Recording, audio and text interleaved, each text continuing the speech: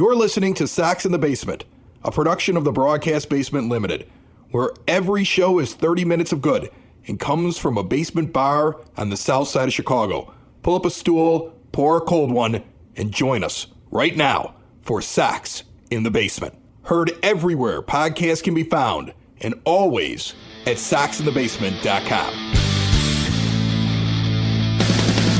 Sox in the Basement brought to you by Cork and Kerry at the Park, 33rd and Princeton in the shadow of the ballpark. The last home game may have occurred, but that place is open year-round. It's a great place to hang out and watch a Bears game. Hopefully they have a better season than what the White Sox did, and we start seeing a little bit more life out of them. And I don't even want to turn this into a Bears podcast, but I have so much to say about that coaching staff, and maybe they're the wrong staff. But anyway. Well, we could always focus on the Blackhawks, Connor Bedard. Year 2. That's a good thing to also watch at Cork and Kerry at the Park. 33rd and Princeton, the original Cork and Kerry at 106th and Western in Beverly. When you go there, great place. Just make sure you're driving the speed limit, because now the city has put like a weird camera near there. Every time I go over there, I have to remember this. They put a camera, Ed, near the original location for Cork and Kerry on Western, and they're claiming it's a park camera. But it is not where the park is. The park is another half block down and on the other side of the street. But the camera is just hitting people going in the other direction on the other side of the street.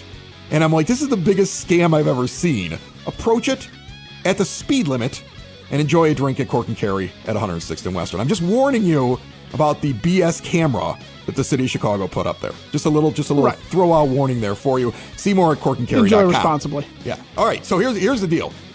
The White Sox sweep the Angels, which is hysterical. Which is also a testament to the Angels. I mean, my goodness. Yeah, exactly. They sweep the Angels. What are you guys doing out there? Which is hysterical. The mood at the ballpark, amazing. The fans like getting excited for the Angels scoring runs because they want to see history, and the team basically fighting against the fans. And I saw Garrett Crochet said something to the press the other day where he did not like the fact that fans were almost rooting for the visitor, like looking for the loss.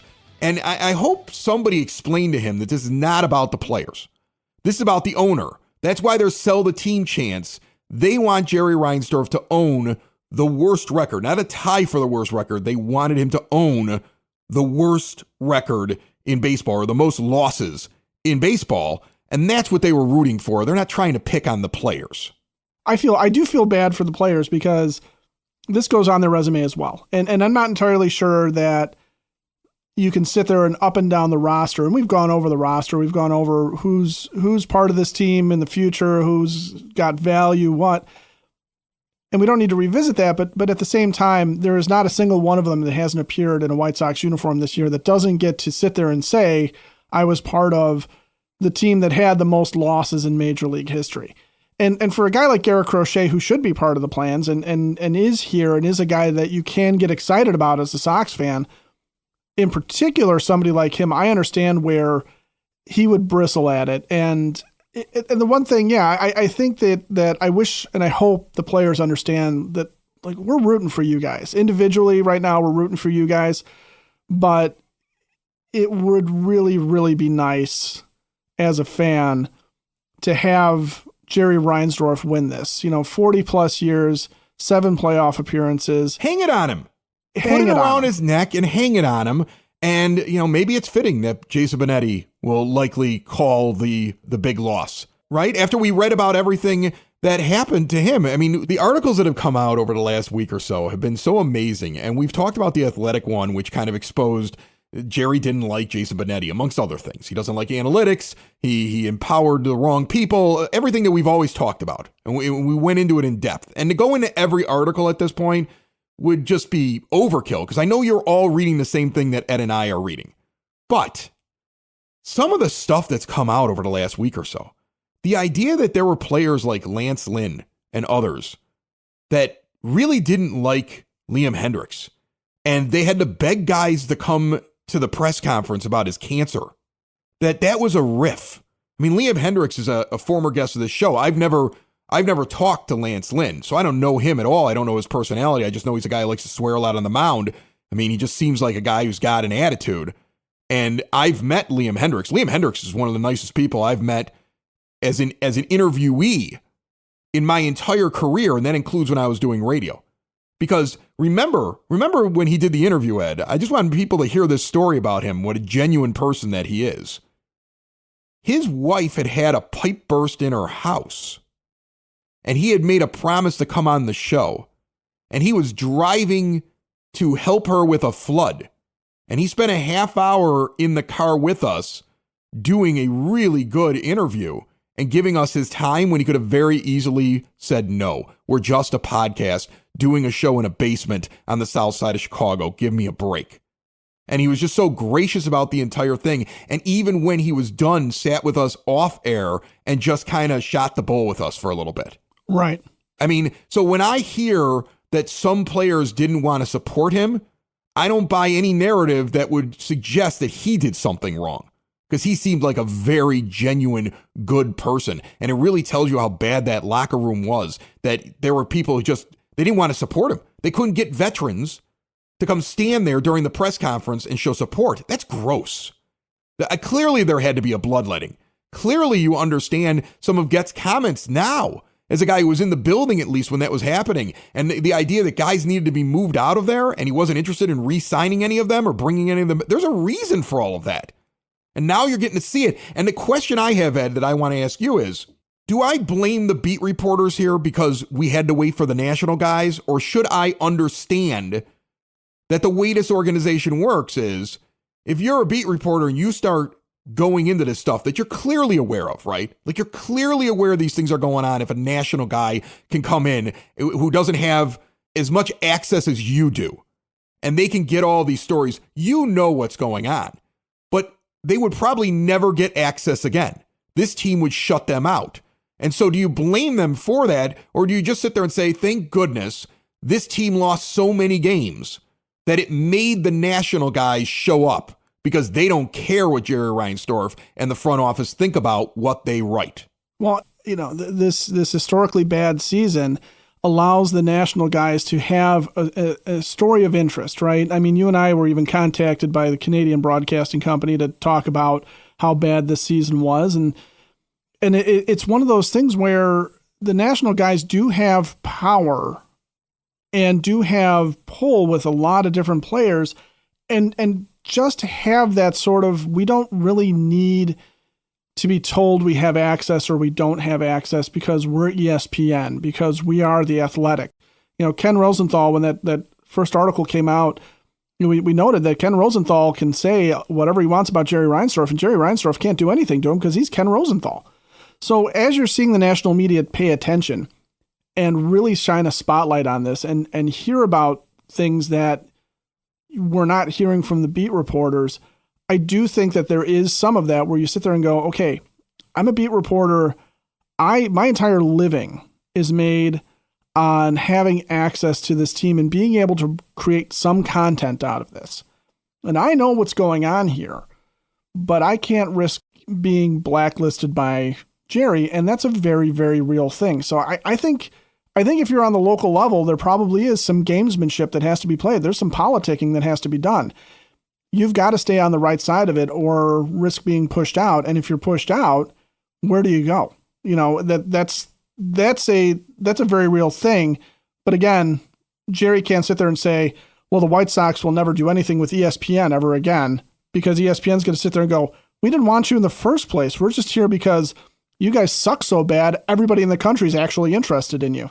Remember, we're talking about national media that sometimes forgets who won the 2005 World Series. And as we dive into this discussion on the different White Sox coverage that we've seen over the last couple of weeks, you may need different windows, doors, patio doors, storm doors. Window and Door Superstore of Oak Forest is there for you. No high-pressure sales. They don't come to you, track mud into the house. Instead, you go and see them at their showroom. That way, you're not looking at a picture in a book or a dingy example window. You're seeing everything full-sized, all the different options. There's an owner in the showroom. There's an owner on site during install when they use their own Window and Door Superstore installers. They never farm out the work. For 40 years, they've been doing this, even more than that. In Oak Forest since 1985, all major brands custom made, no stock items for a perfect fit. They're a half block east at 159th and Ridgeland at 6280 159th Street. window and door superstore of Oak Forest. See more at windowdooroakforest.com. The Athletic got rid of their local beat reporter. Remember? James Fegan was with The Athletic, and they got rid of about 4 or 5 beats nationwide, and one of them was the White Sox because they didn't think that there were fans that cared about the team, which is funny because 18,000 people were there on Tuesday in the rain to see the worst team in baseball.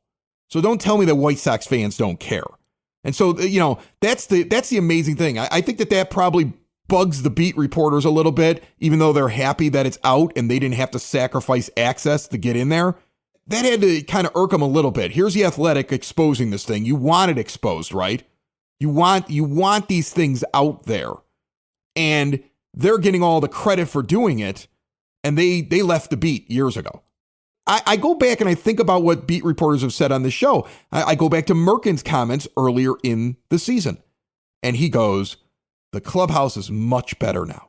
Remember that? Yeah. And we're trying to figure out, what's so good about the clubhouse? I mean, they're the worst team in baseball. How could the clubhouse be better? We laughed about it, right? And that's what he's referring to. He's referring to the Hendricks thing and the Lance Lynn thing and these other guys and all the stress that was going on there and the problems that were going on in the clubhouse. That's what he's referring to.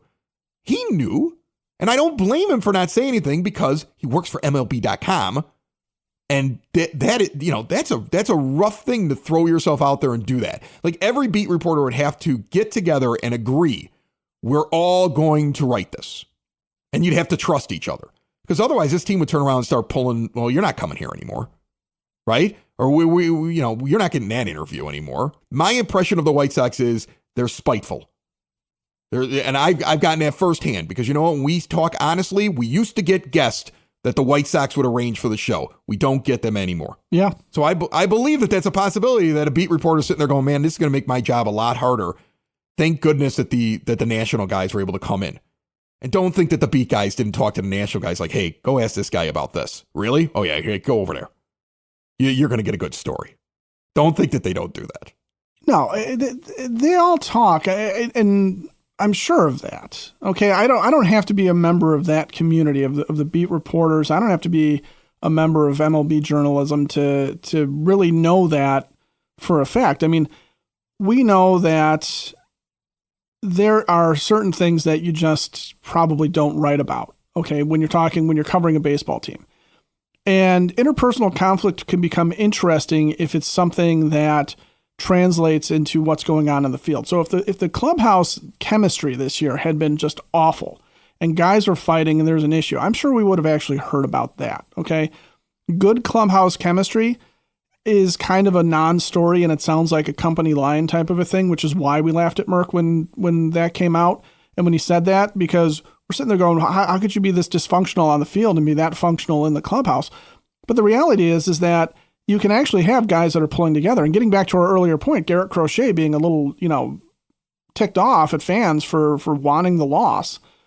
It's something where I'm sure, those guys that are in that clubhouse are all pulling together and they are all standing there. It's us against everybody because they all want us to see it. Everybody wants to see them fail at this point. Well, it's obvious that they pulled together against Pedro earlier in the year now too. Garrett Crochet's comments when he gave that other quote, he also talked about the fast thing that was being pushed by Grifol. Yeah. And he talked about we're not that team and I'd rather be villains.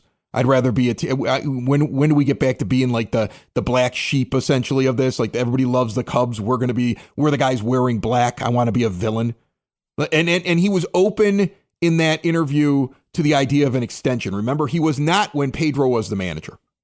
Right. And so I think you go back to Gavin Sheets and his comments when they stood up against Pedro and Corey Lee. And everybody's like, how's this rookie? Where does he get off talking? Well, but he was part of that group. And you saw players together. I don't think they really liked the manager. Like Grady Sizemore, his influence may only just be that he puts together a consistent lineup and they like him and respect him. That's essentially what the difference is with Grady and Pedro, because they didn't like Pedro's style and they didn't like what Pedro was preaching and they didn't like when he threw him under the bus and there was a disconnect with the players, but they bonded over Pedro almost. That's what it kind of feels like. This group is bonded a little bit over Pedro. It is not turned into something that makes me believe you can bring the same guys back and be good next year because they bonded now. But I get the clubhouse thing a little bit more after the articles and some of the quotes that have come out as early as this week. Well, and getting back to the local reporters too, when you're talking about these conflicts, okay, if you got to paint one guy as a bad guy and you got to paint somebody else as a good guy, because that's how this breaks out, right? There's very little to be gained by saying it's shades of gray. There's fault on both sides. Someone's going to come out looking bad in this, and losing access to the players to a certain degree, more so than losing access to the clubhouse itself, losing access to, whatever Jerry restricts you to, losing that bond with the players, feeling like they've been betrayed, that can be an issue as well for a beat reporter. So, you don't necessarily want to sit there and say, we're going to muckrake by throwing guys under the bus.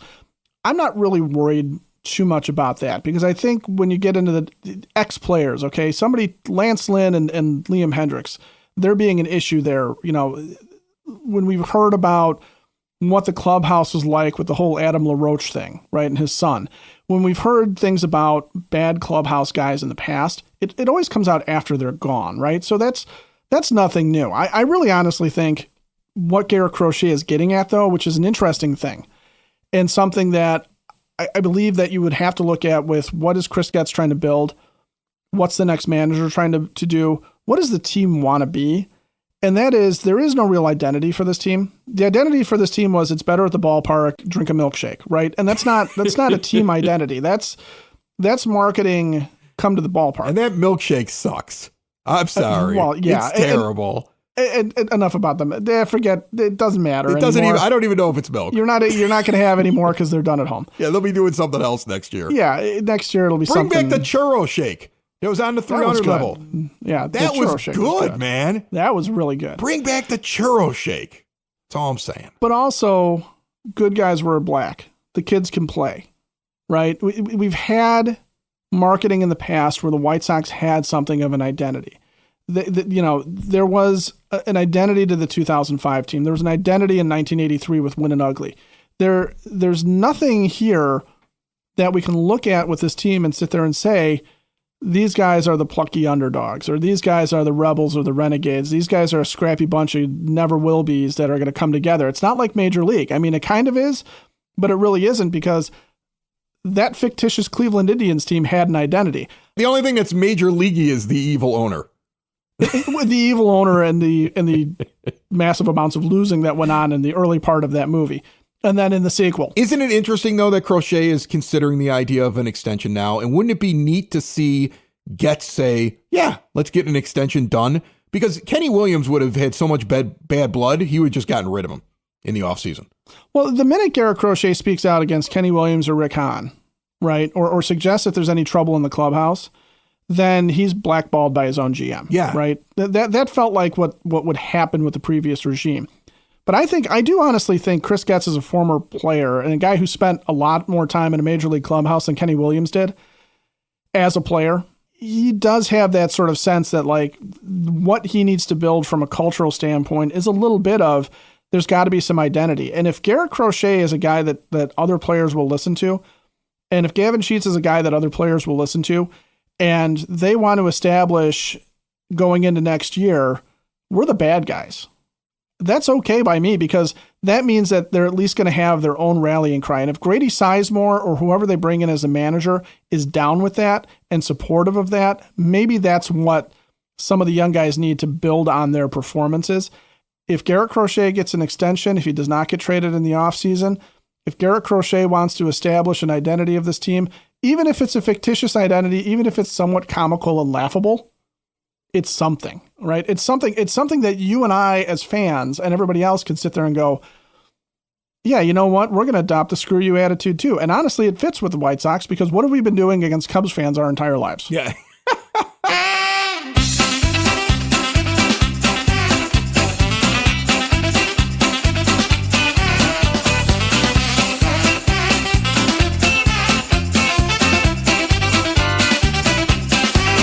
Joining me on the phone line right now, the Sox nerd, Dave Marin, who has been putting tidbits up on the scoreboard at the rate for 38 years. Is that right? 38 years of tidbits and trivia? Pretty much 38 years, yes. Putting up nuggets on the scoreboard during White Sox games, yes. Amazing. 2,168 games in the new park. And I don't know the exact number from the old park. Maybe I'll find that out this winter. So, hardest season ever? It has to be hardest season ever, even though you got a sweep at the end. Yes, I mean, yes, it was it was the hardest season ever, but we still have fun. The information is always there, and it's always fun just to dig up information. I would say that it was probably the most challenging season ever in terms of information, but we still had a blast. The Nerd is brought to you by the Village of Lamont. Want to experience a downtown with real history, great eats and drinks, and green spaces filled with adventure? Visit the Village of Lamont. Shop, dine, drink, explore. Check out on October the 5th, that's a Saturday, a pirate pub crawl through Lamont. Dress as a pirate and go drinking. I don't know how you wouldn't want to go do that. See more at lamontdowntown.com. What do you got for me this week? Chris, I was pleased to hear that Steve Stone recently signed an extension to broadcast White Sox games. Steve has been a constant in Chicago since the early 1980s and on the South Side since the mid-2000s. I find Steve extremely fair, firm, funny, friendly, and of course, extremely knowledgeable. I really appreciate the fact that Steve will indulge in an occasional question from me, no matter how obscure, on his career, and I'll have more on this in a second. It's hard to believe Stone is not in the broadcaster's wing of the Baseball Hall of Fame as the winner of the Ford C. Frick Award, which is presented annually to the broadcaster for major contributions to baseball. Steve has been broadcasting since he retired in 1982. Anyone who can work with the likes of Bob Uecker, Al Michaels, Howard Cosell, Harry Carey, Bill Murray, and Hawk Harrelson certainly deserves to be enshrined in Cooperstown.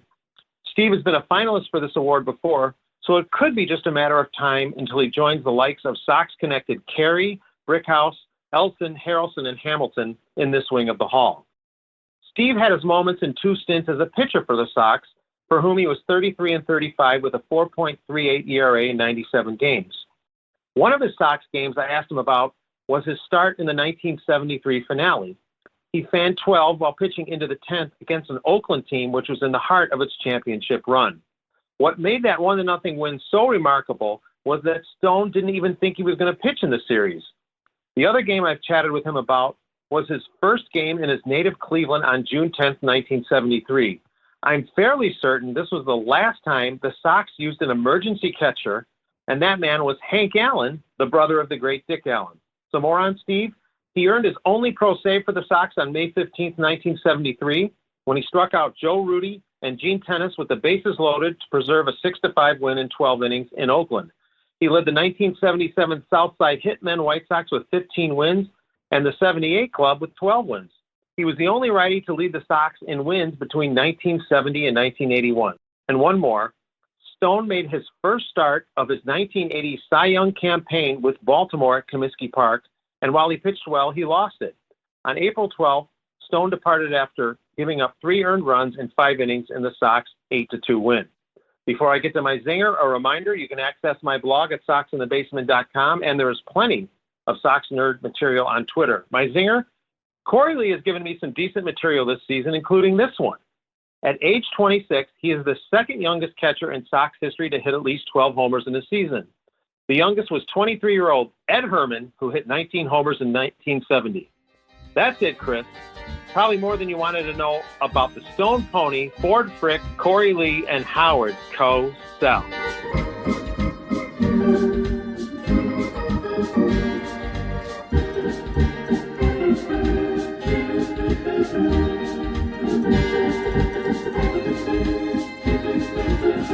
Let's talk about one of the players on this team that at the end of the season has me thinking, whoa, he's actually doing really well. I want to talk about Lenyn Sosa. Oh, yeah. Because the last month or so has been really good at the plate. And I know I'm starved to find like a positive. Like, I'm excited about Benintendi since Grady Sizemore. Benintendi since Grady Sizemore is a $15 million a year player.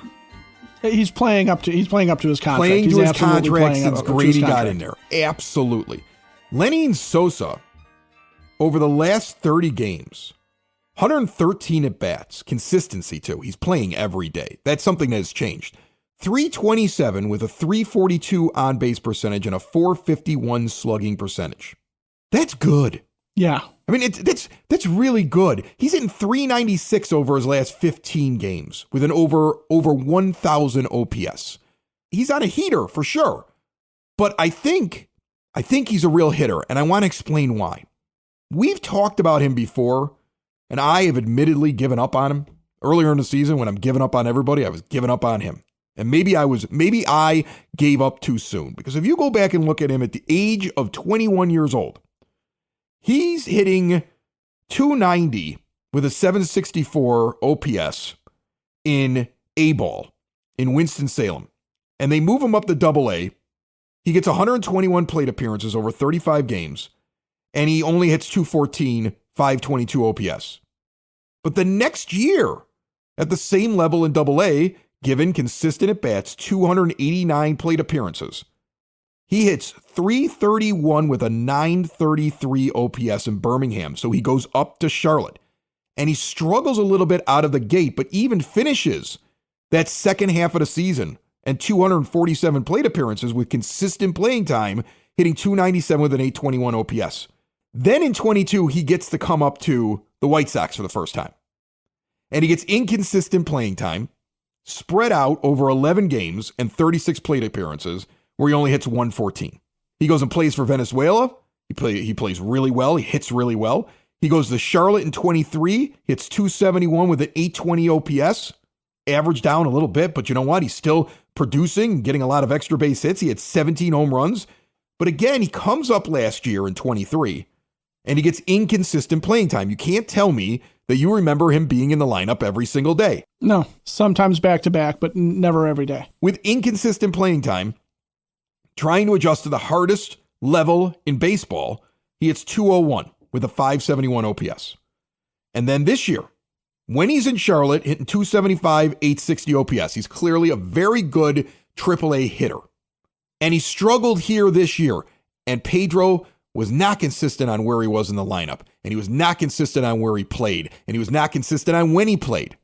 And one of the things that we would hear when a guy like James Fox or Elijah Evans would come on from Future Sox or Just Baseball, and they would talk about when he gets to a new level, he needs to work it out, and he needs consistent at-bats. And now what did Grady do? You're playing here. You're playing every day. You're playing in this section of the lineup.